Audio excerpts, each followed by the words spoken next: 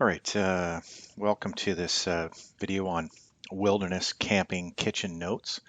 Um, Basically, a little video explaining the things that we like to bring when it comes to our kitchen.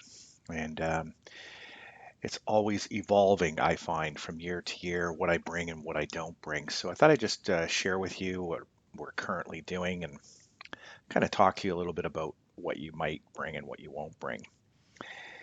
Um, you don't have the same amenities as home. Basically, anything that runs off electricity is out of the question. So your fridge is gone, your um, microwave is out, and many of the things that you have at home that you wouldn't normally use, a toaster, blenders, those kind of things, are not coming on a wilderness camping trip. You have to be more creative and find things that will work for you. And I find I do change the things I bring depending on the trip. So if I'm portaging, lots of portages, then that's going to change. I'm going to bring less. And if I'm not portaging, I might be able to bring more. A good example, something I would probably bring on a trip that I wasn't portaging is a cooler. It gives me the opportunity to bring things that I would not normally bring on a portaging trip. And so those things factor in on what I will and won't bring. So I'm going to focus mostly on this video and not having to be able to portage, and so I'm not bringing a cooler. When we go into Algonquin, we're not bringing coolers with us. One of the things we do bring is stoves, and there's two stoves that we bring, and there's a nice little video on how these two stoves operate. One's called an Isobutane Trail Classic, and that is pictured right here on the left side of the screen, and the other one is the Little Bug stove, and it's the senior version. There is a junior version. Okay. Um, so first, the isobutane Trail Classic. It runs off of a propane butane mix cylinder that we bring along. We bring a few of these along. Um, they add some weight and some size to the packing, and so you have to bring them. They're not really big, and you'll see them in the video. We usually bring 3 on a trip for 5 days with a large group. So if it's just 2 people going on a trip for 5 days, one of these cylinders will work just fine, which is really good. They are fairly lightweight overall. The stove itself is very small and packs really nicely, and so I really like these.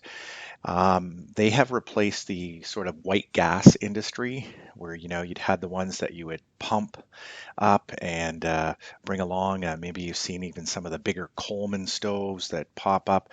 These things are far more popular. You do sometimes need a windshield or windscreen to block the wind so they don't blow out, but they're very, very effective and they boil water quite nicely. You can combine them with some things to make them into an oven that kind of go over top, and they can make them into an oven to bake things. I've seen people bake some pretty creative things, even bread in the oven, or bread in the wilderness, which is really incredible. But I find they're pretty finicky, and you've got to get your temperatures just right, and there's something you need a lot of practice with. So doing it on your first trip or one of your first trips can be quite a challenge. So we don't bring ovens along. I do have one and I have tried it, and I'm gotta be honest, I'm not the best of chefs, so probably haven't mastered it by any means. The Little Bug stove, on the other hand, is just 4 pieces of stainless steel that kind of fold together very nicely. You'll see that in the video. And the best part about this is that the fuel that we use to heat anything in the woods is going to be fuel that we find. So everything from small sticks and pine needles to pine cones, all those things will be used to burn inside this device, and a pot will sit on top of it. It's very, very handy. There are a number of different wood burning stoves on the market. I came across this one a number of years ago, and we now own many of these, and they're really quite easy to use. I quite like them. So that's our stoves. And again, there's a video on using the stoves. What other kinds of appliances do we bring? Well, one of the things I like to bring is a grill. And I like these little hand grills, as you can see in the picture here, where I'm showing a bagel being maybe toasted over a fire, or you can heat up pizzas we've done on these things. Usually in Algonquin, the bigger grills, you can find some pretty big grills that people have brought in, are at every campsite. And this is kind of handy because we don't have to drag one in with us. When we do our Saugeen trip, I do bring along a really nice big heavy duty grill. Comes with a stake. It's adjustable. I can move it up, down, swing it over the fire, swing it off the fire. It's really, really handy, but it's pretty heavy and it's pretty cumbersome. So I'm not going to bring it on a trip where there's a lot of portages, maybe one short portage or two, but I'm not going to do it on a 5-day trip where there's long portages. So that grill tends to work well when it's not portaging. These little ones work better over the fire when we want to. We can bring 3 or 4 of these per group and share them around as we cook in turns, and I find them very handy.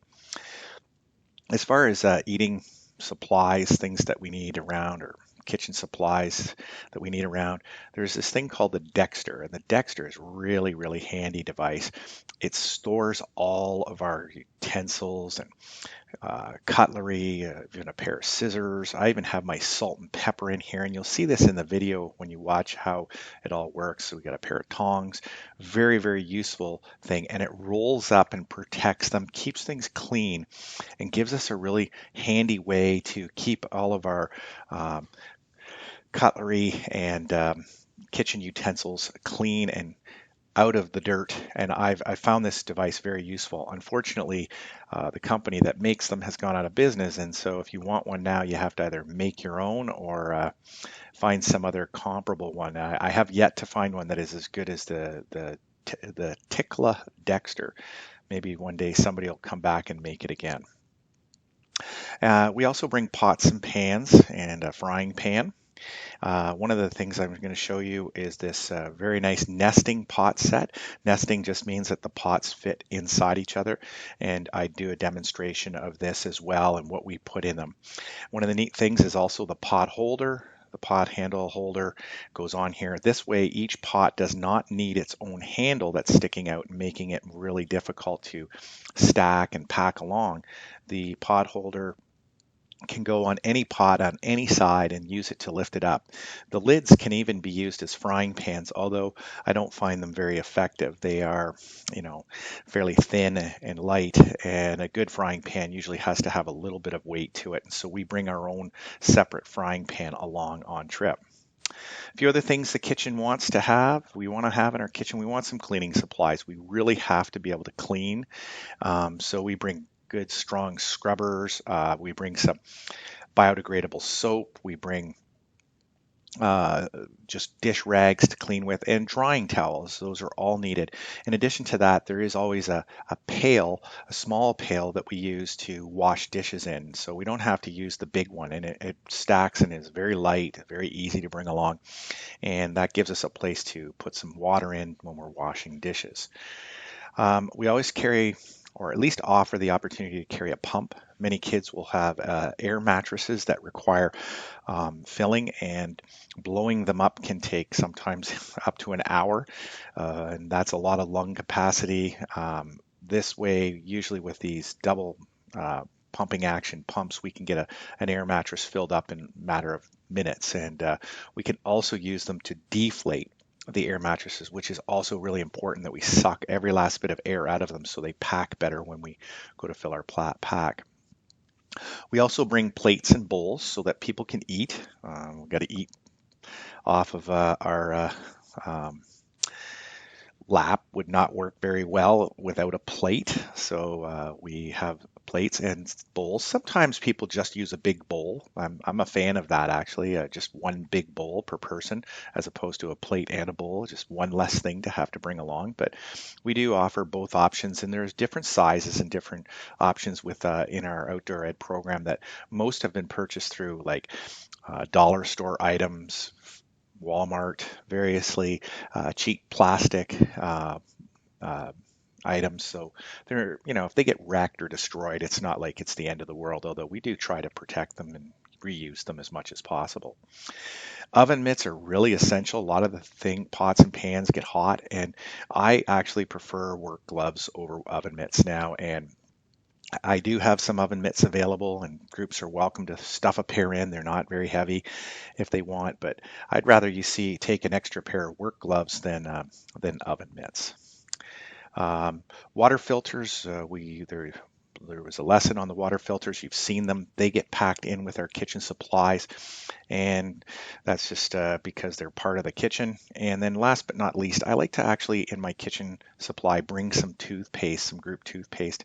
It's one of those things that if we don't, everybody brings their own, and yeah, we're carrying a lot more of it than we necessarily need. Um, the toothpaste is available to anybody who wants it through the kitchen, and you bring your own toothbrush. Seems to work. And this is basically what's in the kitchen. You're going to see us pack the kitchen pails and the water pail. And there's a video on making a kitchen with canoes, a canoe kitchen. And there's also one on using the stove. So there's a number of videos for you to watch with this. And that is the end of the Wilderness Camping Kitchen Notes.